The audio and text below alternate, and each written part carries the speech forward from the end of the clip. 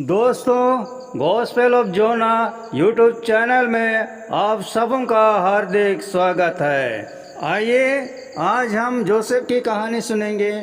आज के इस श्रृंखला में हम जोसेफ के भाइयों की जोसेफ के प्रति नफरत के विषय में सुनेंगे। जोसेफ की कहानी बाइबल के पुराने नियम में उत्पत्ति नामक पुस्तक अध्याय 37 से 47 में एक प्रसिद्ध और महत्वपूर्ण कहानी है। यह याकूब के बेटे जोसेफ के जीवन और सपने, ईर्ष्या, विश्वासघात और अंततः मुक्ति से जुड़े उसके उल्लेखनीय अनुभवों का वर्णन करता है। जोसेफ याकूब के 12 पुत्रों में से एक था। वह याकूब की पसंदीदा पत्नी राहेल का पुत्र था। याकूब अपने सब पुत्रों से अधिक जोसेफ से प्रीति रखता था, क्योंकि वह उसके बुढ़ापे का पुत्र था और उसने उसके लिए एक रंग बिरंगा अंगरखा बनवाया। जब उसके भाइयों ने देखा कि उसका पिता जोसेफ से अधिक प्रीति रखता है और उसके लिए विशेष अंगरखा बनवाया है, तब उसे बैर करने लगे। उसके सभी भाई तब और अधिक बैर करने लगे जब जोसेफ ने अपने सपनों का वर्णन उनके सामने किया। पहला सपना जो जोसेफ ने देखा था, उसका वर्णन वह अपने भाइयों के सामने इस प्रकार करता है। जो सपना मैंने देखा है उसे सुनो। हम लोग खेत में पूले बांध रहे थे और क्या देखता हूँ कि मेरा पूला उठकर सीधा खड़ा हो गया। तब तुम्हारे पूलों ने मेरे पूले को चारों तरफ से घेर लिया और उसे दंडवत किया। तब उसके भाइयों ने उसे कहा, क्या सचमुच तू हमारे ऊपर राज करेगा? इसलिए वे उसके सपने और बातों के कारण और अधिक बैर करने लगे।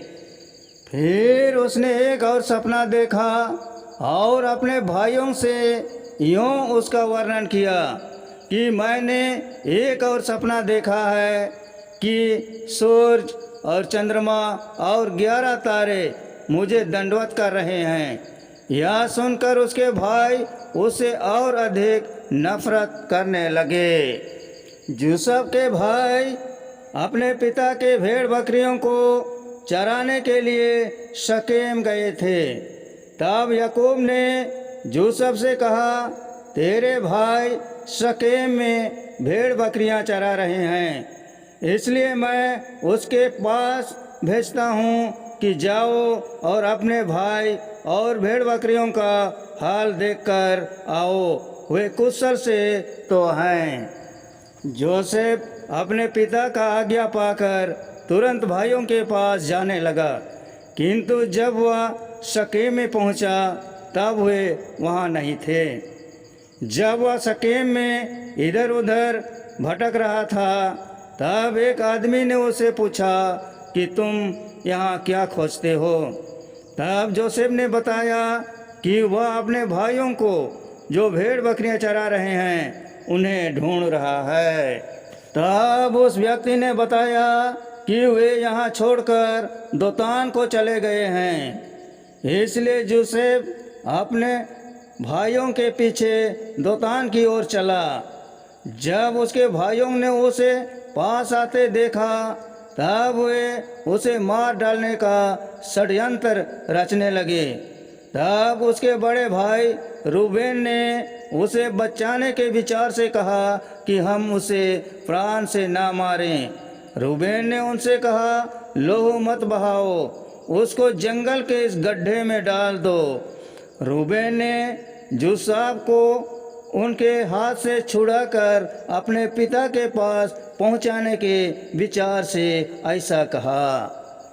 जैसे ही जोसेफ भाइयों के पास पहुंचा, वे उसके रंग बिरंगे अंगरखा को उतार लिए और उसे उठाकर एक गड्ढे में डाल दिए, जिसमें पानी नहीं था। इसके बाद वे खाने के लिए बैठ गए। तब उन्होंने देखा कि इस्माइलियों का एक दल ऊँटों पर सुगंध द्रव्य, बालसान और गंधरस लादे गिलाद से मिस्र की ओर जा रहा है। तब यहूदा ने भाइयों को सुझाव दिया कि हम अपने भाई का खून न करें, आओ हम उसे इस्माइलियों के हाथ में बेच देते हैं। सभी भाइयों को यह सुझाव सही लगा और वे जोसेफ को गाढ़े से बाहर निकालकर इस्माइलियों के हाथ में चांदी के 20 टुकड़ों में बेच दिए। उस समय रूबेन वहाँ नहीं था। जब वह वहाँ आया तो उसने देखा कि जोसेफ गड्ढे में नहीं है। तब उसने अपने कपड़े फाड़ डाले। तब उन्होंने जोसेफ का अंगरखा लिया और एक बकरे को मारकर उसके लहू में डुबो दिया और अपने पिता के पास भेजकर कहला दिया कि यह हमको मिला है, क्या यह जोसेफ का तो नहीं है? याकूब ने उसे देखा और उसे पहचान लिया कि वह जोसेफ का ही है। तब याकूब ने सोचा कि कोई जंगली जानवर जोसेफ को फाड़ खा गया है। तब याकूब ने अपने वस्त्र फाड़ डाला और कमर में टाट लपेटा और अपने पुत्र के लिए बहुत दिनों तक विलाप करता रहा। इस बीच इस्माइलियों ने जोसेफ को मिस्र में ले जाकर पोतीफर नाम फिरौन के एक हाकिम और अंगरक्षकों के प्रधान के हाथ में बेच डाला।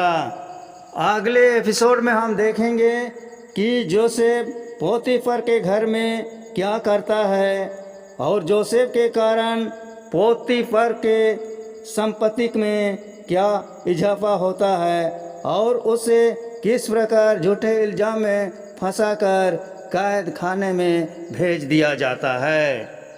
इन वचनों के माध्यम से हमारे उद्धारकर्ता प्रभु यीशु मसीह हम सबों को बहुत ऐसे आशीष प्रदान करे। दोस्तों, बाइबल की कहानी आप सबों को कैसी लगी? अच्छी लगी तो अपने दोस्तों को शेयर करें, लाइक करें और चैनल को सब्सक्राइब जरूर कर दें। धन्यवाद।